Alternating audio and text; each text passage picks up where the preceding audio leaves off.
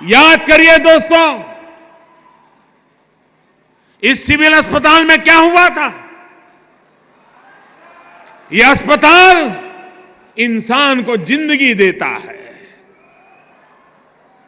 और राक्षसों ने, मैं जब यहां मुख्यमंत्री था, इसी सिविल अस्पताल में बम धमाके किए थे और निर्दोष लोगों को मौत के घाट उतार दिया था। याद है कि नहीं है? सीमा के उस पार से आतंक होता था। क्या उस समय दिल्ली में बैठे हुए लोगों का दायित्व नहीं था कि हिसाब चुकता करे? भाइयों बहनों, ऐसे ऐसे चीजें मेरे दिल में पड़ी हुई है। और मैंने उस दिन भी कहा था, पुलवामा के बाद मैंने पब्लिकली कहा था कि जो आग देशवासियों के दिल में है, वो आग मेरे दिल में भी है।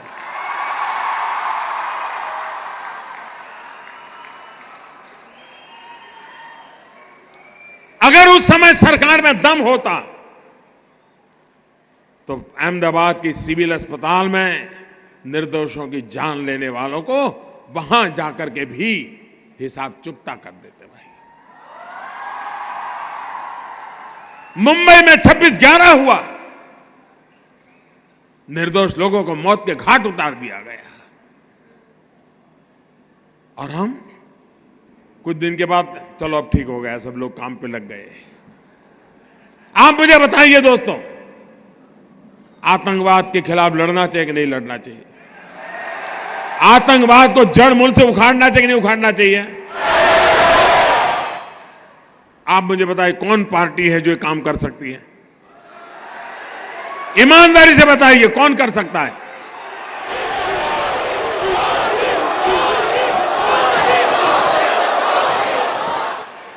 हम एक तरफ गलत करने वालों को सजा दे रहे हैं, तो वहीं ईमानदारी से काम करने वालों का सम्मान भी कर रहे हैं।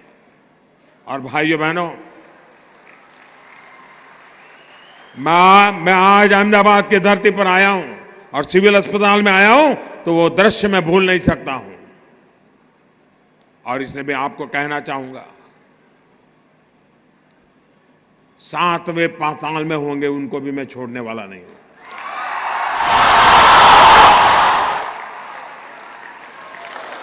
और देश का दुर्भाग्य देखिए, कुछ लोगों को तो पता नहीं क्या हो गया है।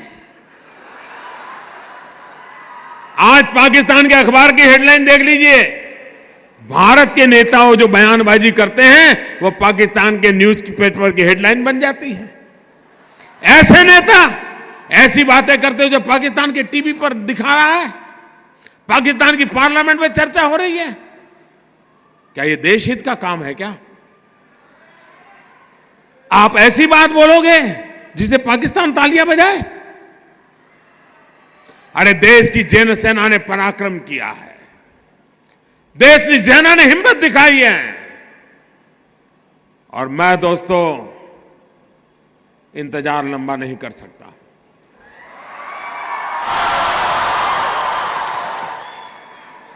चुन चुन करके हिसाब लेना, ये मेरी फितरत है।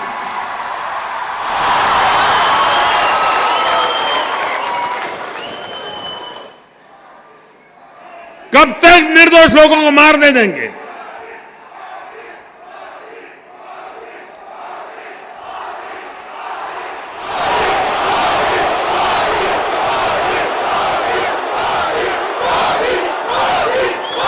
आप दोस्तों बताइए मुझे, आपको हमारे देश की सेना पर भरोसा है?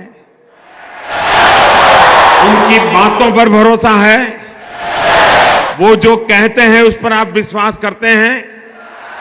सेना जो कहे उस पर मुझे विश्वास करना चाहिए? सेना जो कहे उसको मुझे मानना चाहिए? लेकिन कुछ लोग हैं जिनको सेना की बात भी पसंद नहीं थी। अरे मोदी की बात मत मानो भाई, मैं नहीं कहता हूं, मेरी बात मानो। कम से कम सेना पर तो अविश्वास मत करो। उनके पराक्रम पर तो दाग मत लगाओ। वो जान की बाजी लगा करके खेलता है। वो देश के लिए मर मिटने के लिए निकलता है और सफल होकर के आता है तो आपकी नींद हराम हो जा रही है। और मान लीजिए ये हमारे सेना के लोग गए थे और मान लीजिए वहां कुछ हमारी योजना के हिसाब से ना हुआ होता और कुछ उल्टा हो गया होता तो ये लोग क्या करते? क्या करते मुझे बताइए? किसका इस्तीफा मांगते हैं? किसका इस्तीफा मांगते हैं? क्यों भाई? मतलब राजनीति आप कर रहे हो, अब सफल हो गए तो चिल्ला रहे हैं कि मोदी ने तो आर्मी का नाम ही नहीं देना चाहिए, जय जवान जय किसान भी नहीं बोलना चाहिए। क्या देश की सेना के जवानों का गौरव करना चाहिए कि नहीं करना चाहिए? उनका सम्मान करना चाहिए कि नहीं करना चाहिए? लेकिन इनके पेट में दर्द हो रहा है।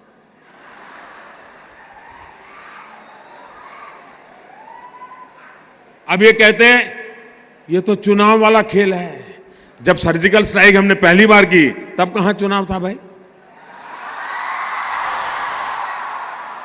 ये हमारा सिद्धांत है, हम घर में घुस के मारेंगे।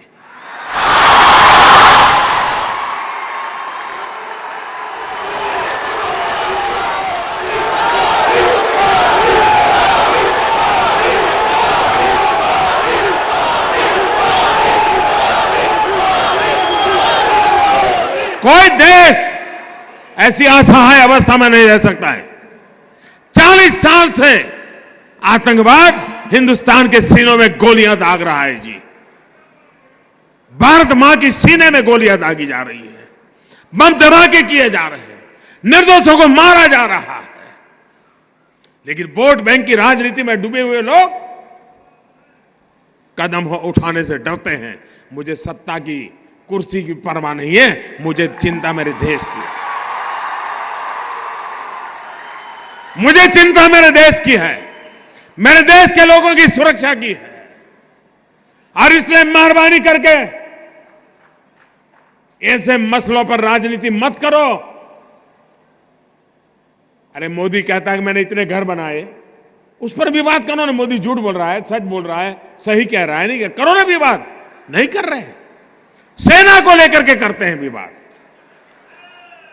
मैं कहता हूं मेट्रो ले लाया, आपको कहना होगा कि चलो नहीं लाया, मोदी झूठ बोल रहा है। करो विवाद, कौन मना करता है भाई? मैं कहता हूं मेडी सिटी बनाया, आप बोलो मोदी झूठ बोल रहा है, मेडी सिटी नहीं बनाए। बोलो ना, कौन मना करता है तुम्हें?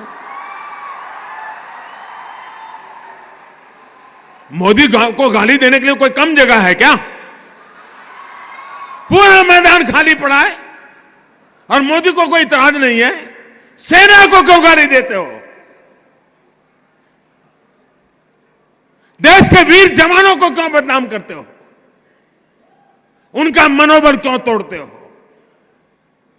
और इसलिए भाइयों बहनों, मैंने प्रारंभ कहा था, मैं ऐसी धरती पर आया हूं जहां मैंने उस दिन लोगों को लाशें देखी है जी, घायल हुए डॉक्टरों को देखा है, खून से लथपथ नर्सों को देखा है।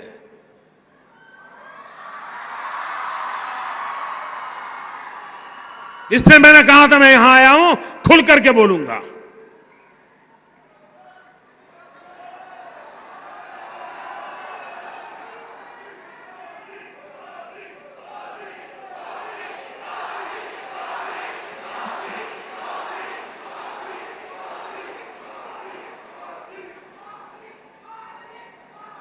दोस्तों, जिस प्रकार से हम देश की सुरक्षा के लिए प्रतिबद्ध हैं और यह लड़ाई हमने छेड़ी है जी, या मान के चलिए